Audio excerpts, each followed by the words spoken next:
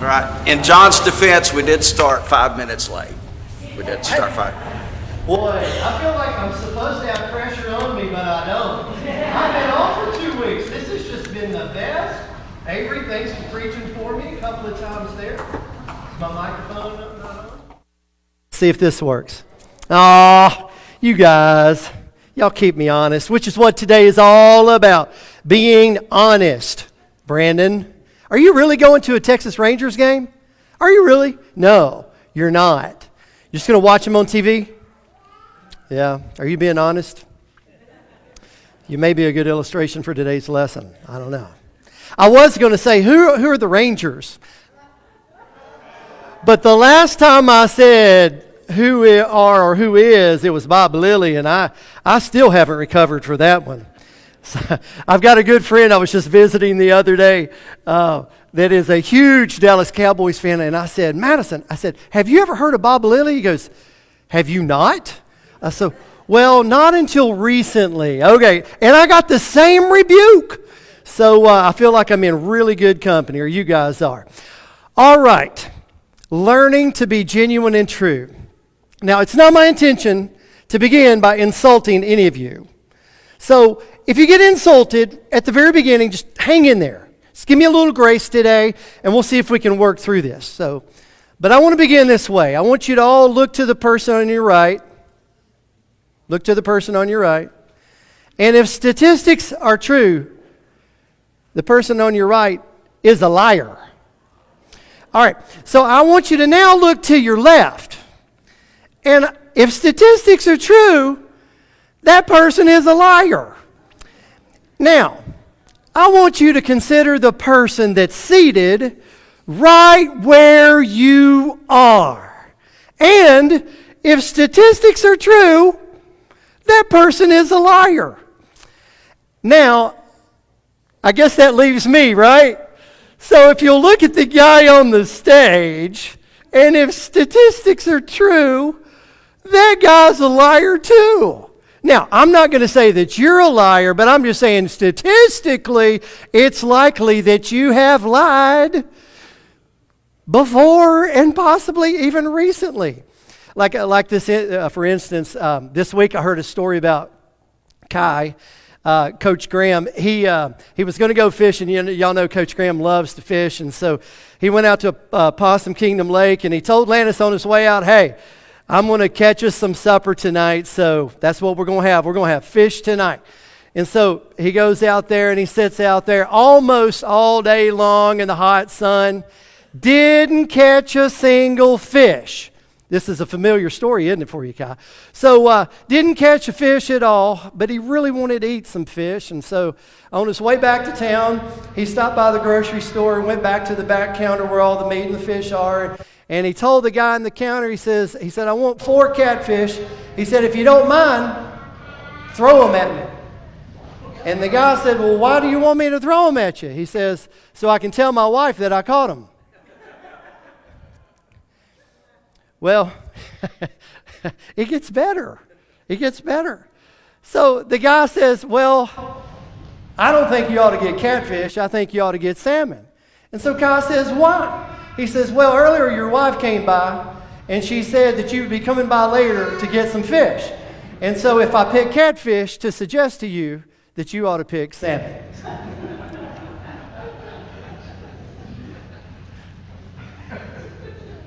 Does it feel true? I did my best. I'm not a good liar, but I try a lot. And, well, let me back up. We do try. We do try to deceive. Now, some of you may be going, I'm not a liar, and I'm really offended now that John suggested that that's the case. But have you ever signed that document, like when you go to a doctor that says, I have read and agreed to all the terms and conditions? Did you read it? Oh, busted. How many of you have used the phrase, you don't have to raise your hand to keep the guilty, concealed, but have you ever told somebody, I'm on my way, when you haven't left yet? When the truthful thing would have been to say, look, I've mismanaged my time. I know I don't want you to be disappointed with me, but I'm disappointed with myself. Please forgive. No, I'm on my way. Or have you ever got a present and you go, I love that present. That is the ugliest present I think I've ever seen in my life. Or here we go. How are you doing? And you say, good. Or what do you say, Carrie? Fine, yeah, good or fine. When in reality, you're frustrated, you're angry, you've had a really bad week, you just need to get away from people or somebody's going to get hurt, right? But out of a social grace, well, I'm doing good, And I remember one time there was a gentleman, years ago, he's since passed, Brother Charlie, God rest his soul. I learned over time to never ask Charlie how he was doing. Because he would pull up his shirt and show me this scar, and my neck's hurting right here, and my back's been aching. I mean, he would go through the whole litany of everything that was wrong with him. I would just say, Charlie, what have you been up to? And since he stayed in his house most of the time, I knew it'd be a short conversation. So anyway, how are you doing? Sometimes we'll lie with that. Do y'all ever give people compliments, that may not be 100% sincere, oh, I love that outfit. It just looks a little tight on you and it washes your color out. But it's a beautiful outfit you got there. Or, I'm busy right now. How many of us have used that one? Do you ever tell people you're too busy to avoid talking to them? Or have you ever said, I've got to go. I have to go? Really? Oh, you mean I really want to go. But we say, I'm obligated and I have to. All right. And then, y'all, we learn it at an early age. As a matter of fact, developmental psychologists will say when children and toddlers start being deceptive, that's actually a sign that they're developing and growing their cognitive skills. But have y'all ever seen a toddler crying and then all of a sudden they stop to see who's listening? And then when they know that they've got their attention, the attention of someone, and you start going to them, what do? They start crying again. So we learn how to deceive to get what we want or avoid what we don't want at very early ages. How many of you parents, when you've been around those ice cream trucks and the ice cream truck is playing the music, you say to your kid, the music means that they're out of ice cream? Or drinking coffee will stunt your growth, when you really mean, I don't want a kid that's on a bunch of caffeine. Or how many of y'all said if you swallow those watermelon seeds, you're going to grow vines out yours and melons in your belly? And then the child walked away in terror. Or if you touch that toad, you're going to get warts. Or don't swallow your gum. It takes 7 years for your gut to digest that. Don't do that. It's actually gum's made out of the same stuff that they make tires that will actually just go right through your system. All right, my favorite one is chocolate milk comes from a brown cow. All milk is white, everybody, just saying, no matter what the color is. Actually, it is reported, researchers have discovered that 7% of all adults in America believe that chocolate milk comes from a brown cow. So that's one of the more benign beliefs that we have. But Columbus did not discover America. I hate to break that one to you. He never set his foot on American soil. Leif Erikson did in the 10th century. George Washington did not cut down his father's cherry tree with a hatchet. A later autobiographer made up that story to suggest that George Washington was a glorious man of virtue. He cannot tell a lie, which the autobiographer told a lie. Anyway, you and I are around deception and lies all the time. We're good at it, and we're good at recognizing it sometimes. By the way, just to have a little fun here, who lies more statistically, men or women? Troy, you got a thought on that one?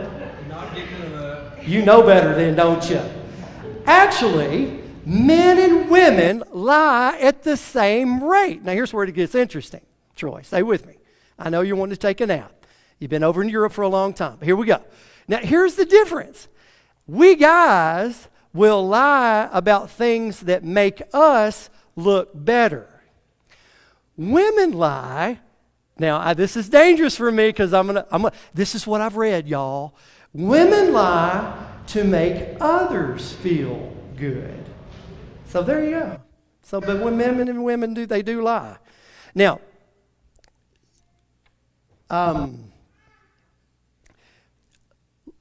our bodies, let me put it this way. Let's see here. Well, my clicker's on. Forward to the next slide, if you don't mind. It should say lying is stressful. Lying is stressful.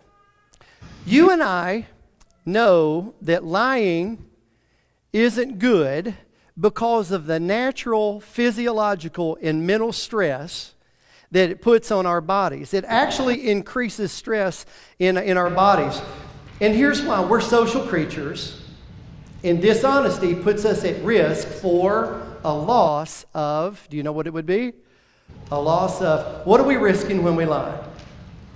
We're risking our reputation.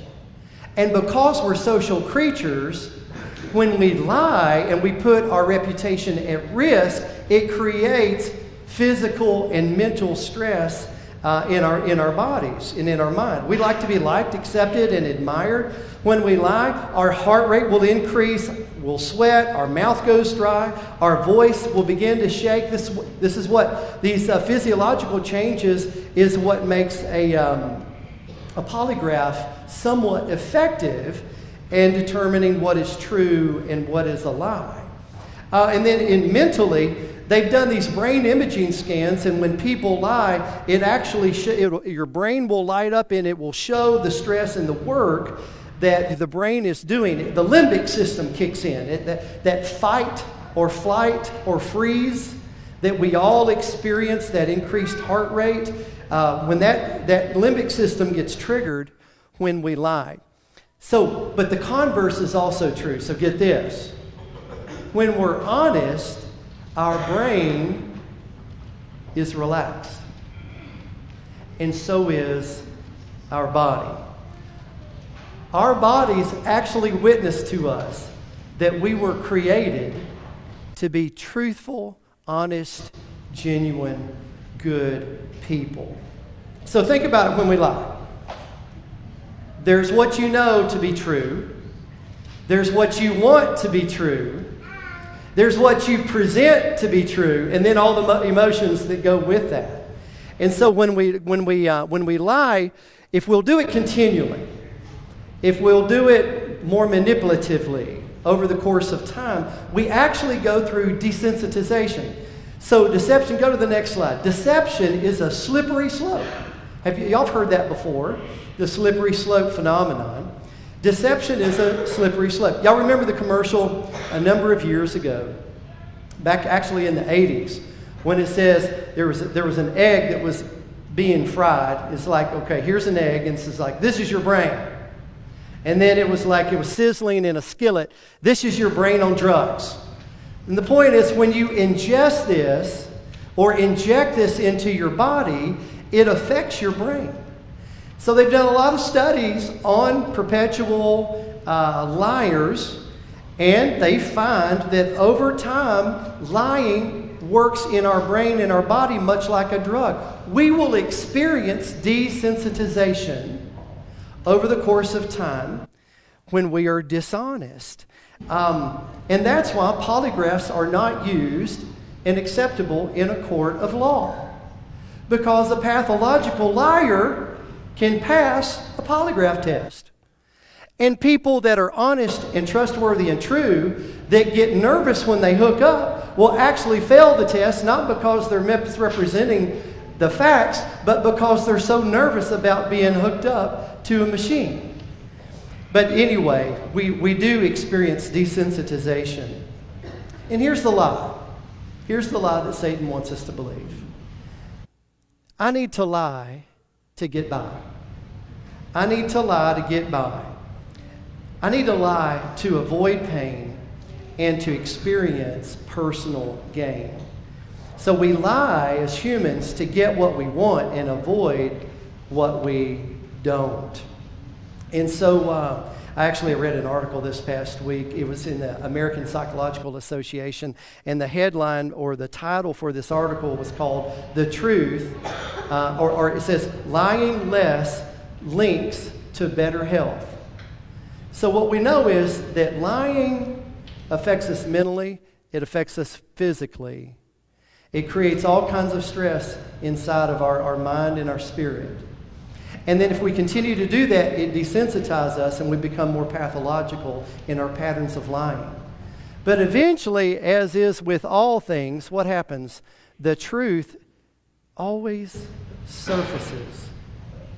You know, suppressing the truth is like pushing a big floaty down in the water. You know, have you ever been out swimming and you try to force it to the bottom, and eventually you're going to lose that battle. It's going to come popping right back up to the top. Well, that is what the truth is. And thank goodness, church family, thank goodness, the truth always rises to the top. What do we know from Scripture about the truth? First of all is this: God is truth. Titus chapter 1 Titus 1:3 says that God is truth. He doesn't lie. Titus 1:2. John 16:13 says the Spirit of God leads us into truth. 1 John 5:6 says that the Spirit is the truth. In other words, the Spirit, through the Scriptures, testify to the truthfulness of God. As I think about my life and your life as Christians, we need to ground all reality into the Word of God, that it has authority in all things in our lives for doctrine and for life.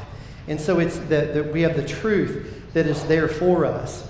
And as God's children and followers of Jesus, we're called to live truthful lives. Ephesians 4:25 says, "Therefore each of you must put off falsehood and speak truthfully to your neighbor, for we are all members of one body."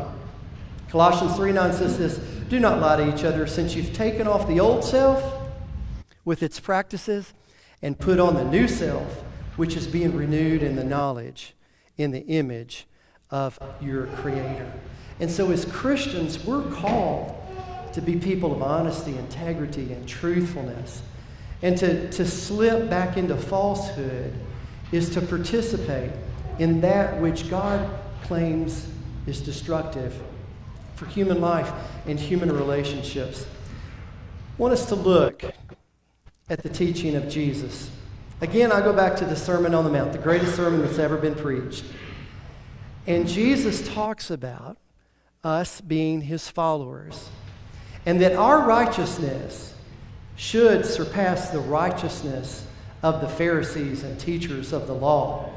Jesus is pointing out in the Sermon on the Mount these externals by which religious people are practicing so they can feel good about themselves. But Jesus gets to the heart of the matter by getting to the heart. And he says internally, it's all a matter of the heart, because he's going to say from the heart, you know, everything pours forth, everything comes out, everything proceeds from that aspect. And so Jesus teaches us as his disciples this beautiful passage. Again, you've heard it. You have heard that it was said to the people long ago, "Do not break your oath, but fulfill to the Lord the vows you have made." So if I made an oath or I made a promise, a spiritual promise that I was going to carry through, I would put myself under an oath so that the seriousness would be recognized and that it would confirm that what I say I'm going to follow through with.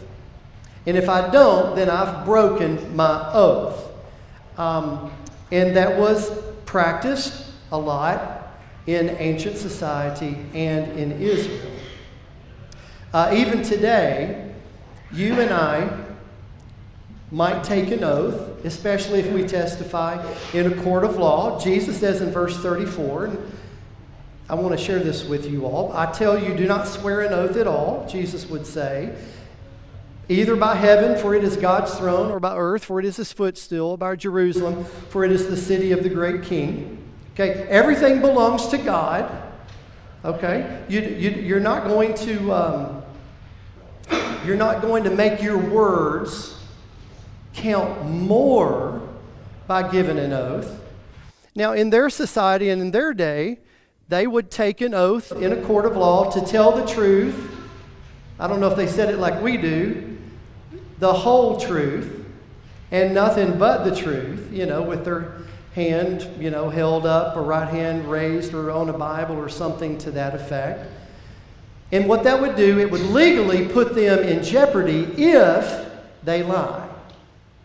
And they're only in, but Israelites, people, religious people, we like to follow external laws and rules, and sometimes without paying attention to the heart.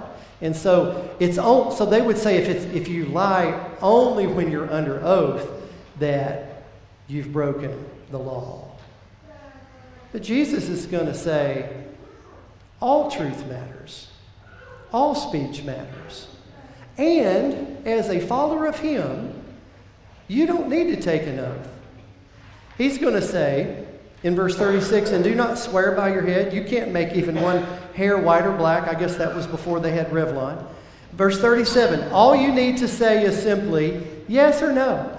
Mindy's dad, he has this saying, I think it's from the King James, if I'm not mistaken. And he'll quote this all the time, like I promise, or Granddad, let's pinky promise. And Granddad would say to the grandkids, let your yays be yays and your nays nays. How many of y'all have heard that before? You know, that's from the King James. Let your yes be yes and your no no. Anything beyond that comes from, Jesus says, the evil one. So, now, I don't believe Jesus is teaching here that you cannot take an oath in a court of law. And if you do, that you've broken and you've sinned. Okay? If your right hand causes you to sin, cut it off. Right? There's a lot of hyperbolic language in here. So we want to be careful of not going to extremes. But what Jesus is teaching us is that our words are all that matter.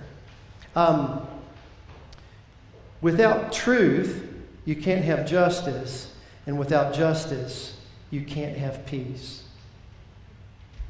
If we're going to experience peace in our lives, peace in our families, peace in our church, peace in our communities, peace in our country, peace in the world, it's got to be based on the truth. And so we need people to tell the truth. So if we're going to follow Jesus, we need to practice the truth in all circumstances. For Christians, oaths, swearing, not cussing. You know, when he talks about swearing an oath, he's not talking about, sending somebody somewhere with your language as though you actually have the power to invoke that particular curse. That's not what Jesus is talking about. Minnie and I were talking about that this past week and talking about cussing and curse words. And Mindy has a bad word, y'all. And she uses it sometimes in her first grade class. It's sugar boogers. When she gets really frustrated or mad, she says sugar boogers. And one of her kids asked her, what is sugar boogers? And Minnie says, that's my bad word. And then the kid says, well, that's not what my mama says. So swearing's not good. There's other passages that have to do with that. But what Jesus is teaching us, if we want to live the great life, following the good God, if we want to build our house upon the rock, so when the storms come, and the winds beat, and the waves, and it will remain standing, it's going to happen because, as we follow Jesus, we are truthful people. So let's all commit ourselves. Not just the white lies that we consider so benign, but seriously, pay attention to your mind, pay attention to your heart, pay attention to your body, and embrace the blessings that come from living in the truth. By the way, y'all know how we got into the mess we're in to begin with? It was because of a lie. And by the way, I don't know if you've lied before. I know I have. If you're a liar, you're in good company. So did Peter. Remember what he said to Jesus? To the death. To the death. I'm with you. Aren't you that guy we saw with Jesus in Galilee? I'm not the man. Later she comes up, I know, I saw you with Jesus. No, I'm not the man. Finally, another person goes, you have to be. We know that you've been with Jesus. You're a Galilean. We can hear it in your lingo. And Peter starts pronouncing curses on himself, declaring that he is not the man. And the rooster crowed. Yeah, liars are in good company. You're right there with, and all the apostles, they declared with Jesus, we won't leave you either. Mark tells us in Mark chapter 14, they all declared, we'll never leave you or abandon you. You read in the book of Acts, after Jesus ascended into heaven, Jesus being proudly proclaimed by Peter and all of the apostles that Jesus is Lord. And they said it with courage, they said it with conviction, and they suffered immensely for it. But they know that the truth will always set you free. Church family, I want to encourage all of us to embrace the truth in all things, in every aspect of our life. It brings freedom. If there's a way we can serve you this morning, we have this time of invitation. If you would like for us to serve you in prayer, words of encouragement, if you'd like to make Christ Lord of your life and be buried in baptism and live this glorious life in Jesus Christ, we invite you forward. Let's all stand together and give our praise to God.